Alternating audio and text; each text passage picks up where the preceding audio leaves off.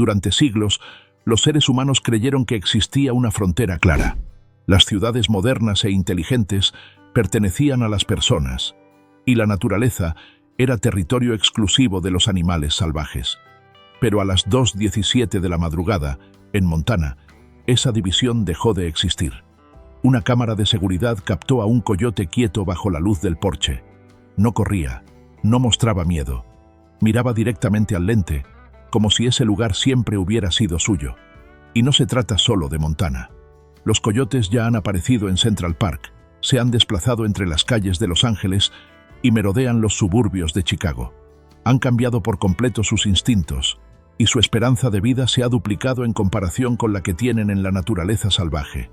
Pero, ¿por qué están aquí? ¿Por qué los humanos han permitido su presencia sin intervenir? De eso hablaremos más adelante, porque hay algo más importante que necesitas saber primero. A simple vista, el coyote se parece bastante al lobo salvaje, pero no es un lobo, y mucho menos un perro doméstico. El coyote es un animal silvestre puro, de la misma familia que los lobos y los zorros, nacido para observar, calcular y adaptarse. El coyote ha estado presente en América del Norte desde hace más de 1 a 2 millones de años. Los coyotes antiguos eran considerablemente más pequeños. En promedio pesaban solo entre 9 y 13 kilogramos, mucho menos que un lobo gris adulto, que puede llegar a pesar entre 40 y 50 kilogramos. Vivían de forma discreta en los bordes de los desiertos del suroeste, en praderas secas y dispersas, y en regiones duras donde prácticamente no había otros animales con los cuales competir. La dieta del coyote en aquella época tampoco era exigente. Conejos silvestres, ratones, insectos y carroña. No tenían la fuerza para enfrentamientos directos, no cazaban en grandes manadas y mucho menos controlaban territorios extensos. Evitaban a los humanos, evitaban los conflictos, evitaban todo lo que fuera más grande que ellos. No porque el coyote no supiera reproducirse, sino porque estaba controlado. Ese controlador era el lobo gris. El ecólogo Robert Crabtree dijo una vez algo muy claro: donde hay lobos, los coyotes nunca se convierten en un gran problema. Y es cierto. En el ecosistema original de América del Norte, los lobos eran la especie dominante del territorio. No solo competían por el alimento, sino que también mataban directamente a los coyotes, especialmente cuando detectaban que estos invadían sus zonas de caza o se acercaban a sus presas. Estudios ecológicos modernos, incluidos datos de Yellowstone, demuestran que en los lugares donde aún existen lobos, la densidad de coyotes siempre se mantiene baja y estable. Ese equilibrio solo empezó a colapsar cuando los seres humanos intervinieron profundamente en la naturaleza. A finales del siglo XIX, el lobo gris aún se distribuía casi por toda América del Norte, desde Alaska y Canadá hasta los 48 estados continentales de Estados Unidos. Las estimaciones históricas indican que en ese periodo vivían en territorio estadounidense entre 250.000 y más de 500.000 lobos. Pero ese orden no duró mucho tiempo. Entre aproximadamente 1870 y 1930, los gobiernos estatales y el gobierno federal de Estados Unidos pusieron en marcha una campaña sistemática de exterminio de lobos en todo el país. Se ofrecían recompensas de manera pública. En muchos estados del oeste, cada lobo muerto podía valer entre $1 y $5, una suma considerable para esa época. Tan solo en estados como Montana, Wyoming y Colorado, decenas de miles de lobos fueron eliminados en pocas décadas. El resultado fue que, a comienzos de la década de 1930, el lobo gris había desaparecido de más del 95% de su área histórica de distribución en Estados Unidos. El ejemplo más claro es el Parque Nacional Yellowstone. El último lobo fue abatido allí en 1926, y durante casi 70 años la región quedó completamente sin lobos grises. No fue sino hasta 1995 cuando los humanos comenzaron a reintroducirlos, cuando las consecuencias ecológicas ya eran imposibles de ignorar. La causa profunda de esta masacre fue que, a finales del siglo XIX y principios del siglo XX, Estados Unidos entró en un periodo de expansión y de domesticación del oeste. Las praderas se transformaron en ranchos, el ganado se convirtió en propiedad, y cualquier especie que representara una amenaza para esa propiedad fue considerada un enemigo. El lobo, como depredador tope, se convirtió en el objetivo principal. Volviendo a nuestra historia, cuando los lobos desaparecieron, el ecosistema dejó un enorme vacío de poder, y el coyote fue la especie más rápida en aprovecharlo. Hizo lo que mejor sabe hacer: adaptarse a cualquier entorno. Los registros históricos muestran que, apenas unas décadas después de la eliminación de los lobos en el oeste, la densidad de coyotes en muchas regiones se duplicó o incluso se triplicó. De ser una especie concentrada principalmente en los desiertos del suroeste, ampliaron rápidamente su territorio. Avanzaron hacia el norte, hasta Canadá, y se expandieron hacia el este, cruzando el río Mississippi. Para mediados del siglo XX, ya se habían registrado coyotes en lugares donde sus antepasados nunca habían existido: bosques densos, regiones con fuertes nevadas y mesetas frías. Sin embargo, en ese momento, aunque su número había aumentado de forma drástica y su distribución ya cubría casi todo Estados Unidos, pero fue precisamente en este punto cuando los seres humanos hicieron lo que mejor saben hacer: intentar controlar la naturaleza con una mentalidad de guerra. Cuando los coyotes comenzaron a aparecer con mayor frecuencia en las zonas rurales, cuando el ganado empezó a desaparecer, la primera reacción no fue preguntarse cómo había cambiado el ecosistema, sino buscar a un culpable concreto. El coyote, la especie más visible, fue rápidamente señalado como el responsable. En la forma de pensar tradicional, todo animal depredador debía ser eliminado. Es una lógica muy familiar para los humanos: la lógica de la guerra. Cuando hay pérdidas, debe haber un enemigo. Y cuando hay un enemigo, hay que eliminarlo. Siguieron tratando al coyote de la misma forma que antes habían tratado al lobo gris, incluso con mayor dureza. Primero llegó el sistema de recompensas. Llevar orejas, pieles o cabezas de coyote significaba dinero. Shoot on sight, verlo y disparar. Cuando eso no fue suficiente, pasaron a trampas de acero, lazos y luego venenos. A mediados del siglo XX, Estados Unidos comenzó a usar el veneno 1080.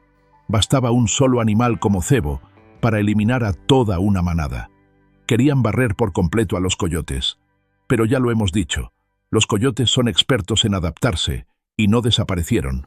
Y cuando eso ocurrió, los humanos intensificaron la guerra. Helicópteros volando bajo sobre las praderas, mirillas térmicas rastreando en la noche, equipos de caza profesional operando como unidades militares. Hasta el día de hoy, Wildlife Services, una agencia federal, gasta millones de dólares al año en programas llamados de manejo de depredadores. Solo en Montana, el presupuesto ronda $1 millón anuales únicamente para controlar coyotes. A nivel nacional, se estima que alrededor de 50.000 coyotes son eliminados cada año. Después de cada ronda de disparos, todo parecía volver a la calma. Las praderas quedaban en silencio. Los aullidos desaparecían de la noche. Los helicópteros se retiraban y los rancheros finalmente podían respirar tranquilos. En el papel, los informes eran claros. La operación fue efectiva. La población ha disminuido. En ese momento, los seres humanos creían que habían ganado, que el problema ya estaba resuelto. También creíamos que, tras una serie de campañas humanas como esas, si la especie sometida a tanta presión hubiera sido la paloma migratoria o el bisonte, ya no existiría. Incluso habría sido llevada a la extinción. Pero con el coyote, no fue así. ¿Recuerdas que dijimos que lo que mejor sabe hacer el coyote es adaptarse? Y entonces, el regreso del coyote comenzó, pero ya no era el mismo de antes. Un estudio liderado por la Universidad de New Hampshire, publicado en una revista académica, analizó miles de puntos de observación en todo Estados Unidos mediante la red Snapshot USA, un sistema de más de 4.500 cámaras trampa funcionando las 24 horas del día, los 7 días de la semana, que monitorea la vida silvestre desde bosques profundos y praderas hasta los límites de las zonas urbanas.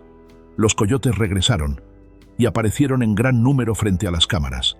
Las personas que viven más cerca de la Tierra percibieron este cambio mucho antes que cualquier informe científico. Los rancheros comenzaron a darse cuenta de que los coyotes que volvían ya no eran tan tímidos como antes. Probaban las cercas, se acercaban a los corrales, aparecían durante el día. Ya no eran individuos viejos, cautelosos y expertos en evitar riesgos, sino grupos más jóvenes, más audaces y mucho más impredecibles.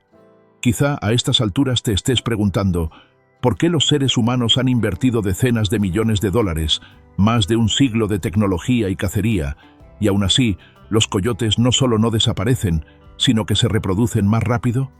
La respuesta está en algo que durante mucho tiempo hemos decidido ignorar: la estructura biológica y social de las manadas de coyotes. En la naturaleza, una manada de coyotes no es un grupo caótico de cazadores.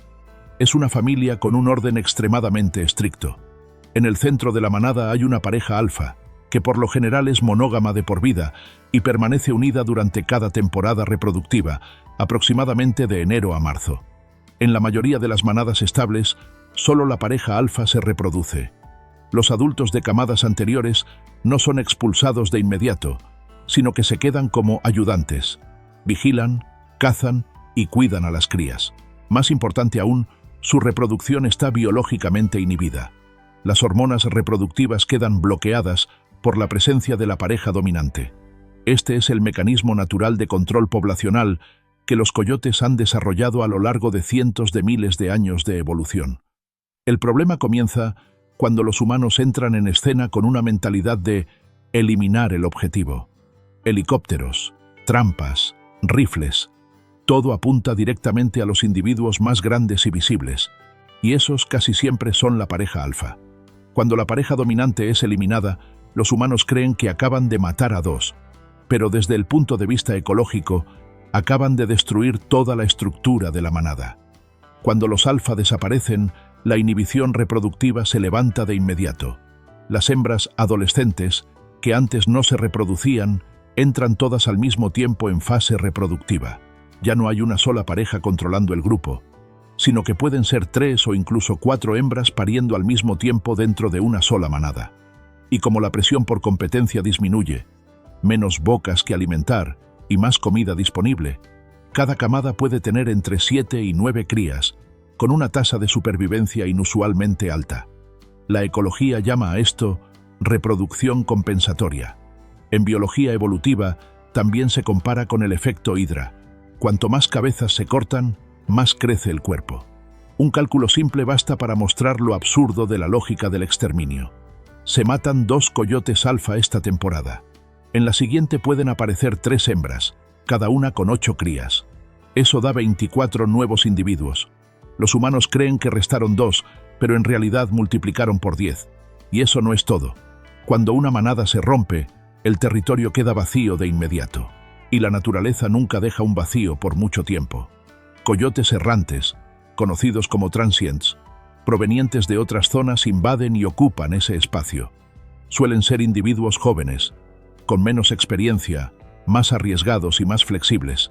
El resultado no es solo un aumento en número, sino un cambio en el comportamiento. Las nuevas manadas son menos disciplinadas, cazan peor y están mucho más dispuestas a probar presas fáciles cerca de los humanos. Este es el núcleo biológico de toda la paradoja del coyote. Si se ignora esta parte, nunca se entenderá por qué 140 años de exterminio han producido un resultado igual a 0. Desde aquí, la historia vuelve a la imagen inicial: el coyote inmóvil frente a la cámara, en pleno corazón de la ciudad. No se trata de un momento aleatorio, sino del resultado de múltiples causas superpuestas, que paso a paso han empujado a este depredador salvaje a internarse en el espacio humano. La primera causa viene de lo que ocurrió fuera, en la naturaleza. La cacería, la persecución y la destrucción de la estructura de las manadas obligaron a muchos individuos jóvenes, junto con coyotes errantes sin territorio, a marcharse en busca de nuevos lugares para sobrevivir. La ciudad, aunque esté llena de gente, no significa peligro constante. No todos los humanos los ahuyentan ni los atacan. Para un coyote, es un entorno con menos presión que las praderas llenas de rifles y trampas. Los datos muestran que los coyotes que viven en zonas urbanas tienen una esperanza de vida casi el doble que la de sus congéneres en la naturaleza, no porque sean alimentados directamente, sino porque corren menos riesgo de morir de forma temprana. La segunda causa viene de nosotros mismos, de manera involuntaria. ¿Sabías que incluso algo tan simple como sacar la basura sin cerrarla bien se convierte en una fuente de alimento para ellos?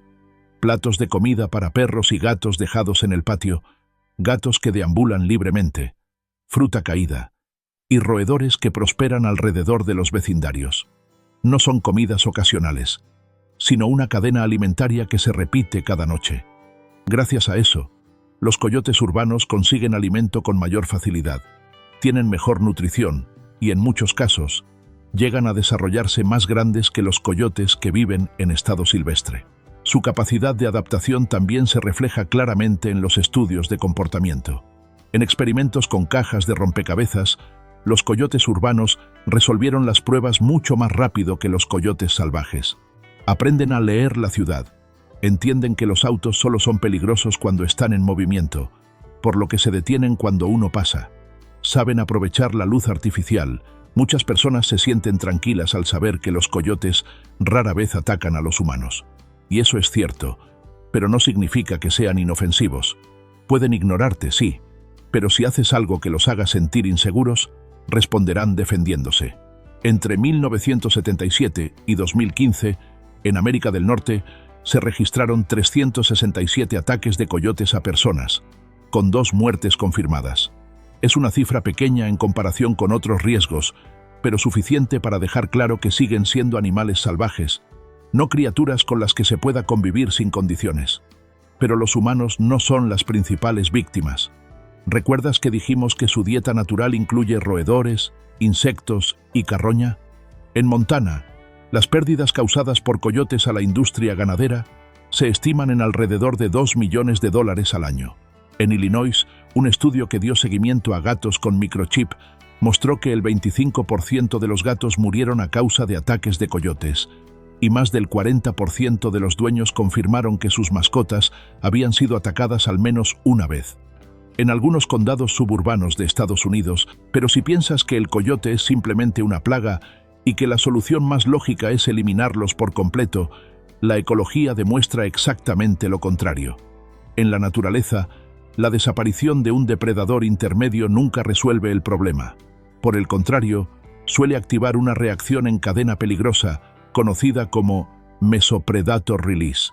Cuando la población de coyotes se reduce de forma drástica, aunque sea por un periodo corto, el ecosistema entra en lo que los científicos llaman liberación de mesodepredadores. En términos simples, cuando los coyotes disminuyen, especies más pequeñas como ratones, mapaches, gatos ferales y comadrejas dejan de estar controladas y se multiplican rápidamente. Estudios realizados en diversas zonas de Estados Unidos sometidas a cacerías intensivas muestran que la densidad de roedores puede aumentar entre un 30 y un 50% en solo unas pocas temporadas, lo que provoca daños graves a los cultivos y una fuerte disminución de las aves que anidan en el suelo. Una revisión de estudios publicada en Biological Conservation señala que la biodiversidad en áreas donde se eliminan depredadores de forma intensiva puede reducirse entre un 10 y un 15%, en lugar de recuperarse como se esperaba. Las consecuencias no se quedan en la naturaleza, sino que se extienden directamente a la salud humana. El ratón de patas blancas, principal hospedero de las garrapatas que transmiten la enfermedad de Lyme, aumenta de forma notable cuando falta la presión de los depredadores.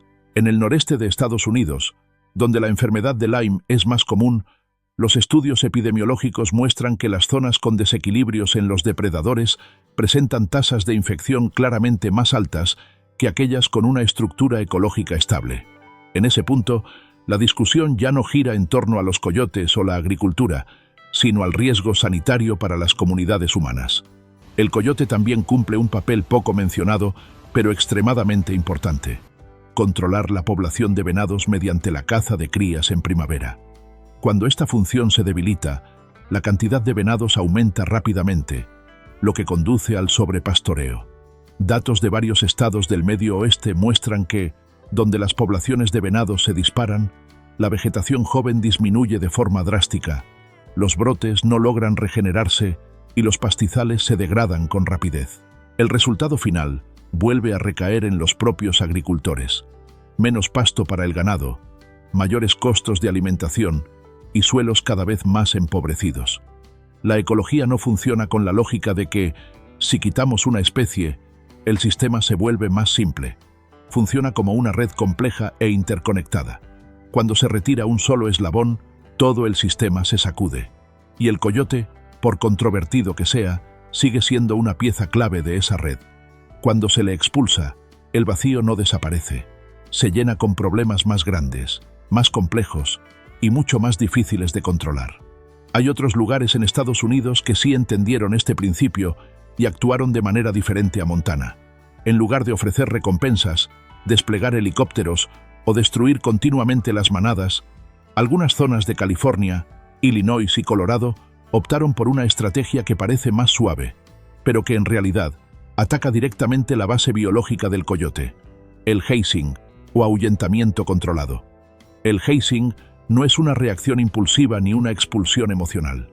Es una técnica estandarizada, diseñada para lograr algo que la cacería nunca consiguió: crear recuerdos negativos consistentes cuando un coyote se acerca a los humanos. Cuando un coyote aparece cerca de áreas habitadas, es ahuyentado de inmediato mediante ruidos fuertes, luces intensas, gestos firmes y una aproximación intencional, lo suficiente para generarle incomodidad. Los datos del Urban Coyote Research Project en Illinois, uno de los programas de investigación más largos sobre coyotes urbanos, muestran resultados muy claros. En las zonas donde las comunidades aplicaron el hazing de forma coordinada y constante, los acercamientos de coyotes a las personas disminuyeron entre un 30 y un 50% en solo unos años. Además, su comportamiento cambió. Los coyotes comenzaron a mantener distancia, redujeron su presencia durante el día y volvieron a ser principalmente nocturnos, alineándose otra vez con su ritmo biológico silvestre original. De manera paralela al hazing, se produjo otro cambio decisivo: eliminar la alimentación indirecta.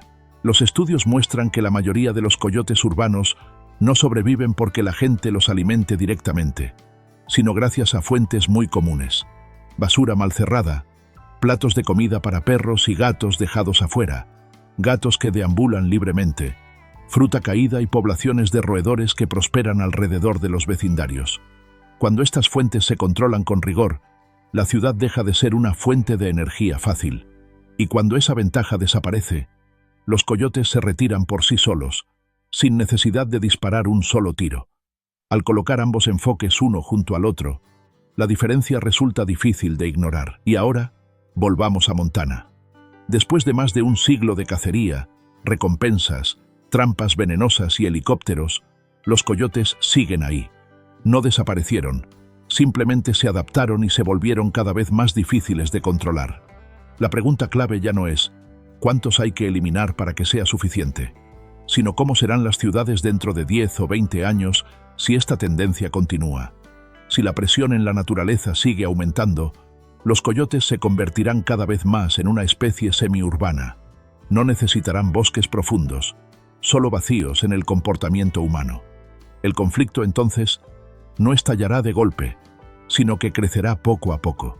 Las mascotas desaparecerán con mayor frecuencia, el riesgo para los niños será más evidente y las enfermedades transmitidas de animales a personas se volverán una preocupación real. Montana se encuentra frente a dos caminos: seguir usando la fuerza, con costos cada vez más altos, o cambiar hacia una gestión más inteligente, controlar las fuentes de alimento, mantener las manadas estables y establecer límites de comportamiento claros. Los coyotes ya no necesitan cambiar. La pregunta es si los humanos están dispuestos a hacerlo. ¿Tú qué opinas? ¿Qué camino debería elegir Montana? Déjalo en los comentarios. Y si este análisis te pareció útil, no olvides comentar y suscribirte al canal para no perderte los próximos documentales.